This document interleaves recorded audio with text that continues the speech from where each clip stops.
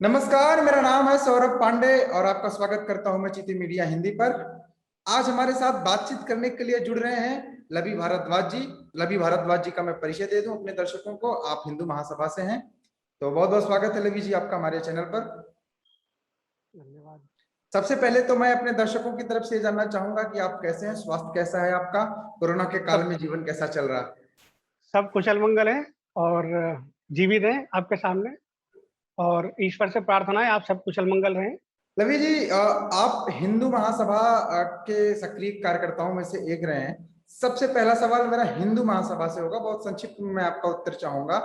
हिंदू महासभा को लेकर के तमाम तरीके की ऐसी भ्रांतियां फैलाई जाती हैं जिसमें ये कहा जाता है कि ये संगठन असली वाला कौन सा है नहीं पता चलता। इस नाम के कई सारे संगठन चलते हैं और हर व्यक्ति हर संगठन अपने आप को असली वाला बताता है। तो इस पे मैं चाहूंगा थोड़ा सा आप क्लेरिफिकेशन कर देंगे तो दर्शकों को आसानी होगी समझने में।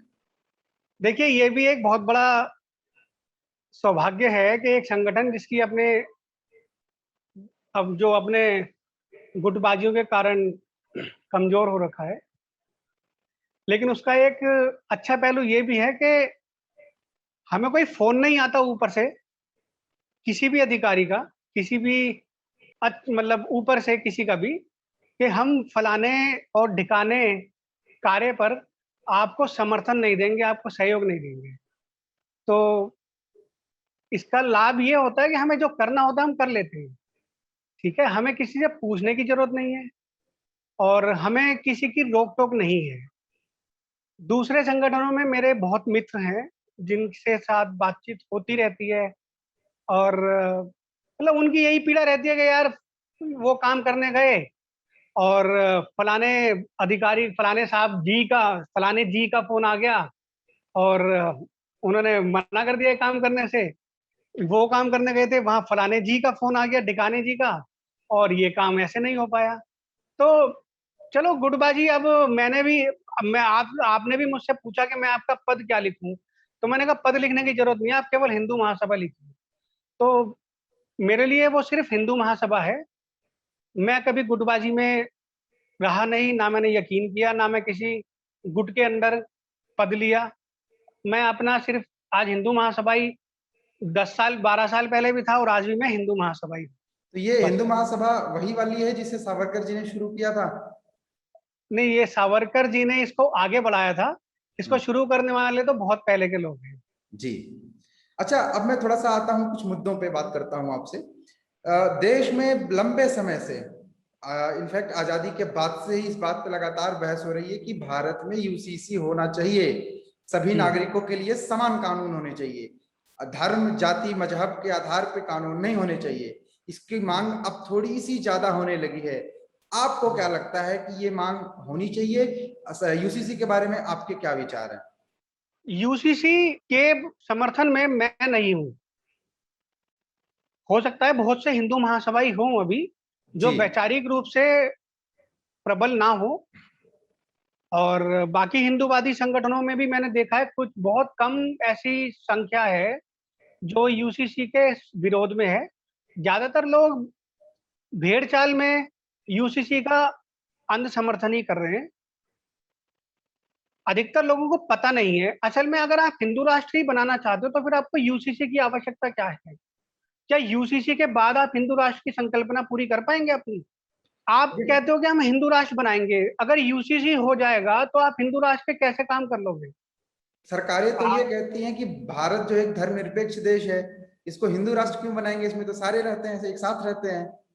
इसकी धर्मनिरपेक्षता समाप्त करने के लिए तो इस सरकार को स्थापित किया गया था ना। इस देश को, ये जब ये 2014 का एक चुनावी महासमर चल रहा था, 2011 से लेकर 2014 के समय के बीच में, क्या ऐसी आवाजें नहीं उठी थी कि ऐसे मैसेज नहीं चलते थे, ऐसा प्रचार नहीं होता था कि धर्मनिरपेक्षता को कांग्रेस ने जबरदस्ती लागू किया? तो जो जो कानून इस देश में, इस देश की बहुसंख्यक जनता के ऊपर, इस देश के धरती पुत्रों के ऊपर जो जबरदस्ती लागू किए गए, उनकी धार्मिक सांस्कृतिक आस्था के विरुद्ध या उसको कुचलते हुए, उस आस्था पर चोट पकड़ते हुए, उस जो उनकी मान्यताएं हैं उनको चोटिल करते हुए जो कानून लागू किए गए, क्या कहीं ना कहीं उन कानूनों को ध्वस्त करने के लिए या उनसे मुक्ति प्राप्त करने के लिए इस सरकार की स्थापना नहीं की गई थी? क्या यह उद्देश्यों में नहीं था? ठीक है, ये लोकतांत्रिक देश अभी है, और आपकी, हमारी या सरकारी में बैठे उन धृतराष्ट्रों की मजबूरी हो सकती है कि वो खुलकर बात ना करें, लेकिन ये वोट जो ये हमारे हिंदुत्ववादी वोट बैंक जो हैं, ये पिछले 7 साल से जो कूटनीति शब्द का ढिंडोरा पीटते रहते हैं, क्या वहां कूटनीति शब्द काम नहीं आना चाहिए? रवि जी, इसी विषय को थोड़ा सा मैं विषयांतर होते हुए मैं आपसे एक चीज और जैसा कि आपने शुरू में जिक्र किया जनसंख्या नियंत्रण, तो यदि आपको ये लग रहा है कि यूसीसी जो है वो एक हिंदू राष्ट्र की जो आपकी संकल्पना है उसमें फिट नहीं बैठता है, तो क्या जनसंख्या नियंत्रण कानून हिंदू राष्ट्र जिसकी बात आप कर रहे हैं इसकी संकल्पना में फिट बैठता है या वो भी नहीं बैठता? बिल्कुल नहीं बैठता। जी। जिस तो 1947 से पहले और 1947 के बाद समस्या मुसलमान इस देश की समस्या था। ब्रिटिशर भी थे, ब्रिटिशर अपने समय पर चले गए, लेकिन मुसलमान इस देश में बना रहा जिनको पाकिस्तान चले जाना था। अब उसमें क्या राजनीति रही क्या नहीं रही वो आप भी जानते हो, हम भी जानते हैं, और इस देश की आज के समय में मैक्सिमम जनता जानती है वो क्या राजनीति थी और वो क्या समीकरण थे जिनके कारण मुसलमान इस देश में टिका रहा। ये दोनों तरफ से जो हमारी जो सीमाएं हैं ना, उनको भी दोनों तरफ से नहीं, चारों तरफ से कुतर कुतर के खाने की ये एक रणनीति थी। तो वो टिके हुए हैं और बैठे हुए हैं। आपको व्हाट्सएप यूनिवर्सिटी पे, फेसबुक यूनिवर्सिटी पे, ट्विटर यूनिवर्सिटी पे, सोशल मीडिया की हर यूनिवर्सिटी से आपको मैसेज तो यही आता है कि संघ और भाजपा या जो भी सरकार स्थापित होगी वो मुसलमानों से मुक्ति दिलाएगी, या मुसलमानों से जो हमें सांस्कृतिक, धार्मिक, राजनीतिक, सामरिक, आर्थिक हितों की असुरक्षा की भावना है वो उससे हमें मुक्त करेगी। अब ये कैसे करेगी? ये कूटनीति के दायरे में आता है, क्योंकि वो खुलकर बोल नहीं सकते, क्योंकि उन्हें दिल जीतना है। आपकी समस्या, आपको जो समस्या बताई गई वो ये बताई गई कि मुसलमान इस प्रजनन दर के हिसाब से अपनी जनसंख्या बढ़ा रहा है, और आपकी प्रजनन दर इतनी गिर चुकी है, तो एक अघोषित हिंदू राष्ट्र होते हुए अभी भी आप इस देश की बहुसंख्यक जनता तो है ना, अभी भी आप इस देश के 2/3 से ज्यादा, मुझे लगता है 70-75% के आसपास जनसंख्या हमारी ही है। तो एक अघोषित हिंदू राष्ट्र है, ठीक है, आपको लोकतांत्रिक कानून में बांध के एक सेक्युलर देश आपको घोषित किया हुआ है, लेकिन एक बहुसंख्यक जनता तो इस देश की हिंदू ही कहलाती है। तो उस हिंदू जनमानस की मानसिकता को बदलकर उनको अधिक से अधिक बच्चे पैदा करने का अनुकूल वातावरण का निर्माण करना था। ये नहीं कि आप सरकार में आए और उनको एक बच्चे के कानून में या 2 बच्चों के कानून में आप उनको बांध दें। ये मैं मानता हूं एक धोखा हुआ है भारतीय जनमानस के साथ, हिंदू जनमानस के साथ। आपको ये सीधा सीधा ये नहीं है, इसका मतलब ये नहीं है कि कोई समझे कि यार हम मुसलमानों को मारने की बात कर रहे हैं या लेकिन उनके हितों को लवी कुचल, एक मिनट मैं पूरी बात करूं, जी जी कि हम मुसलमानों को मारने की बात कर रहे हैं या मुसलमानों से उनको आर्थिक स्थिति पे कुचलने की बात कर रहे हैं, मैं ये नहीं बात कर रहा हूँ। मैं ये कह रहा हूँ कि जो पिछले 70 सालों में कानूनों की आड़ में हिंदुओं को दबाया गया, कुचलाया गया, उससे उबार कर हिंदू व्यापारियों को, हिंदू आम आम नागरिकों को, इन सबको प्रेरित करना था अधिक बच्चे पैदा करने के लिए। आज के समय में सबसे पहले व्यक्ति एक बच्चे के बाद ये सोचता है कि मेरे बच्चे की हायर एजुकेशन की क्या क्या फीस वगैरह जाएगी, और वो बस उसकी हायर एजुकेशन की करता है। क्या इस सरकार का ये कूटनीतिक एजेंडा नहीं होना चाहिए था कि वो सुलभ, मतलब निशुल्क शिक्षा हिंदुओं को उपलब्ध करवा सके जैसे मुसलमान करवाते हैं। लेकिन यहाँ पर शिक्षा का मतलब आज के समय में क्या हाल किया गया है, ये आप भी जानते हैं, हम भी जानते हैं। लेकिन व्यापारी वर्ग को क्या अनुकूल वातावरण नहीं उपलब्ध करवाना चाहिए था कूटनीतिक रूप से, जी जिससे उनकी आर्थिक स्थिति अच्छी हो सकती और वो इन सब चीजों से उबर कर दो दो से तीन, तीन से चार बच्चों की तरफ वो अपना मानसिकता बढ़ा सके। जी। अगर आप धर्म के इतर बात करें तो क्या आपको नहीं लगता कि जनसंख्या एक समस्या का कारण बन रही है? कहीं ना कहीं संसाधन तो सीमित है, जनसंख्या असीमित रूप से बढ़ती जा रही है, तो इसका प्रभाव कहीं ना कहीं पर्यावरण संतुलन और बाकी जो हमारे संसाधन है उस पर इसका विपरीत प्रभाव पड़ रहा है, ऐसा आपको नहीं लगता? नहीं, मैं इसको नहीं मानता। जनसंख्या तो देखिए, अगर आप थोड़ा स्टडी करें तो महाभारत के समय जनसंख्या आपकी कितनी थी, उससे पहले के काल में जनसंख्या आपकी कितनी थी। आज के समय में आप युद्ध सुनते हो, युद्ध होते हैं, युद्ध में इतनी सेना जाती है और युद्ध में इतने लोग मरते हैं। महाभारत के समय आप देखिए कितने लोग गए थे युद्ध में और कितने लोगों की मृत्यु हुई। आप जनसंख्या का आपको एक अनुमान लग जाएगा, जी जिसमें पूरे देश सम्मिलित भी नहीं हुआ। संसाधन तब भी वही थे, प्राकृतिक संसाधन भी वही थे, तब भी गुजर बसर हो रही थी। आज ऐसा क्या हो गया? आज हमने अपने प्राकृतिक स्रोतों को जहरीला बनाकर छोड़ दिया, तो संसाधनों की कमी तो होगी ही। जी लवी जी, अब एक विषय और जो आजकल सोशल मीडिया पे काफी ट्रेंडिंग है, उस पे मैं आपका एक संक्षिप्त कमेंट चाहूंगा, क्योंकि आप अपनी बात को बहुत बेबाकी से रखते हैं और मुझे लगता है कि और अन्य जितने भी स्पीकर्स आते हैं हमारे चैनल पर उनसे एक अलग सोच अपनी विचार आप व्यक्त करते हैं, तो ये शायद हमारे दर्शकों को बेहद पसंद भी आए। तो मैं जानना चाहूंगा, सोशल मीडिया पे ट्रेंड हो रहा है सुरेश रैना का एक स्टेटमेंट, जिसमें उन्होंने दक्षिण भारत की संस्कृति के बारे में बात करते हुए कहा था कि चूंकि मैं एक ब्राह्मण हूं तो मुझे वहां की संस्कृति को एक्सेप्ट करने में, अडॉप्ट करने में आसानी हुई।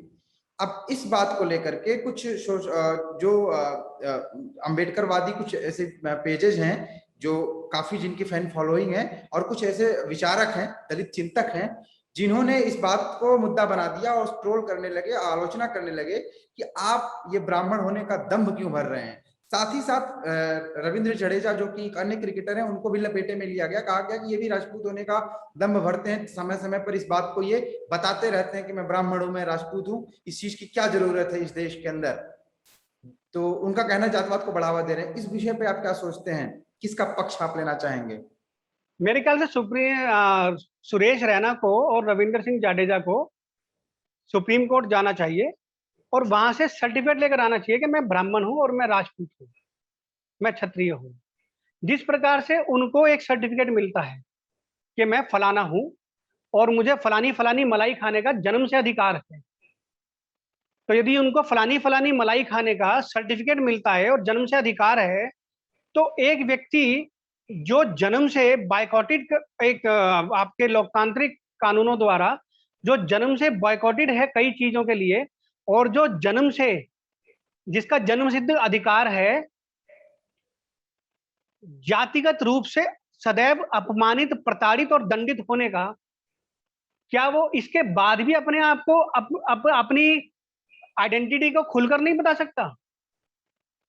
और वो ब्राह्मण है, तो एक ब्राह्मण घर में किस तरीके से रहा, जो रहन सहन होता है, संस्कृतियों को जितने अच्छे तरीके से अडॉप्ट किया जाता है, पूजा परंपराओं, मान्यताओं को जिस तरीके से हम अपने एक तरीके से फॉलो करते हैं, तो सुरेश रैना ने कुछ गलत नहीं कहा कि मैं ब्राह्मण हूं और इसलिए मुझे यहाँ की संस्कृति को जल्दी अडॉप्ट करने का, जल्दी उसका अनुसरण करने का मुझे लाभ मिला। इसमें गलत क्या है?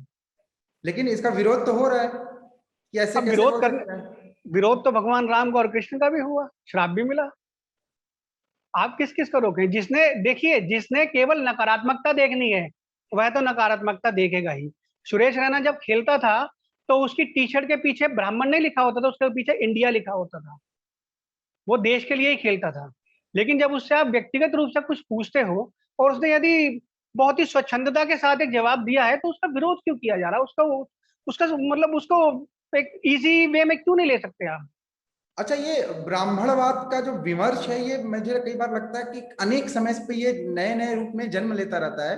कुछ दिनों पहले एक और चर्चा हो रही थी कि चंद्रशेखर आजाद देश के लिए शहीद हुए थे, तो उनके जो चित्र बनाए जाते हैं, उनकी जो फोटो बनाई जाती है, उस पर जनेऊ क्यों बनाया जाता है? ये जब जनेऊ जो जनेऊ है, ये ब्राह्मणवाद का प्रतीक है। ये क्या कहीं ना क्या कहीं करें, क्या करें? जनेऊ हटा दे, टोपी पहना दे। ये कर जनेऊ हटा दे, टोपी पहना दे। क्या अच्छा, आजाद को वो जनेऊ पहनते थे तो पहनते थे ना। जी आप मौलाना अबुल कलाम आजाद को टोपी हटा दो, जनेऊ पहना दो, फिर क्या होगा? क्या वो स्वीकार होगा? जो व्यक्ति जैसा जिस जिस जिस जैसा है उसको वैसा क्यों नहीं स्वीकार करते? जो व्यक्ति अपनी जिंदगी को जिस तरीके से, जिस आस्था के तहत हमेशा अब उसको जीता रहा, हम उसको उस तरीके से क्यों, हम हर चीज को, ये एक ब्लाइंड नेशनलिज्म है। ये जो जितने भी तर्क ऐसे दिए जाते हैं ना, ये एक ब्लाइंड नेशनलिज्म है जिसका कोई कोई औचित्य नहीं है। इसका इसका कोई अस्तित्व नहीं है। ये केवल दोषारोपण के लिए मीन मेख निकालने का एक जरिया है, और इससे ज्यादा कुछ नहीं। मतलब आप ये कहना चाह रहे हैं कि उनकी व्यक्तिगत कुंठा हो सकती है, हाँ पूर्वाग्रह जी। हो सकता है, जिस वजह से आप ऐसी बातें की जाती हैं। मैं ये शब्द कैच नहीं कर पाया जो आपने शब्द बोल दिया है, और इस शब्द को जोड़ दीजिएगा मेरी स्पीच में आप। जी जी, मतलब लबोलुआब बातों का यही है। तो जी अब जी। मैं अब आखिरी पड़ाव पे पहुंचता हूं, क्योंकि अब ये यहाँ पे एक तरीके से आप इतिहास में कुछ उदाहरण आपने दिया, तो मैं थोड़ा सा एक सवाल इतिहास से लेना चाहूंगा कि ऐसा क्यों होता है कि हमारे देश में कुछ ऐसे महापुरुषों को इस तरीके से प्रस्तुत किया गया जैसे वे थे नहीं। सावरकर जी को लेकर के भी हमेशा से बहस होती रही है, पुष्यमित्र हम्म शुंग को लेकर के भी हमेशा से बहस होती रही है। कुछ लोगों के हम्म। लिए ये हीरो है, तो कुछ लोग इनको इतना बड़ा विलन बताते हैं मानो यही देश की सभी समस्याओं के कारण रहे हों। इसकी क्या वजह आप समझ पाते हैं? क्यों नहीं महापुरुषों का सही विमर्श हो पाता है? क्यों नहीं उनका सही चित्रण लोगों के सामने किया जाता है? गलत तरीके से उनका किस तरीके से उनका चरित्र चित्रण किया जाता है? ऐसा क्यों होता आया है, और इस पे कोई सब आवाज क्यों नहीं उठती? सबसे पहले मैं आपका हाथ जोड़ के साधुवाद करता हूँ कि आपने प्रश्न रखा मेरे सामने, और ये मेरे दिल के साथ छूने वाला प्रश्न है, और मैं इसका बहुत अच्छे तरीके से जवाब देने का प्रयास करूंगा। जी आदि शंकराचार्य को लुप्त करने के पूरे प्रयास किए गए, और बुद्ध को उठाया गया। कुमारिल भट्ट को इस देश में कोई नहीं जानता। पुष्यमित्र शुंग को न जाने देश की कितनी, मतलब दशमलव के बाद, कुछ जीरो लगाने के बाद कुछ ऐसे लोग निकलेंगे जो पुष्यमित्र शुंग का नाम जानते होंगे, जिसने 2 अश्वमेध यज्ञ अपने जीवन काल में किए। अशोक को सब जानते हैं। बंगाल का, गौड़ प्रदेश का राजा शशांक, उसको कोई नहीं जानता।